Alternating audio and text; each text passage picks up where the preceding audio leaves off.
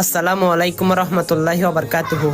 আমার প্রিয় নবীজি বলে, যে 40টি হাদিস মানুষের কাছে পৌঁছালো তাকে তার মুখ কিন্তু নূরের মতো উজ্জ্বল করে দেওয়া হলো।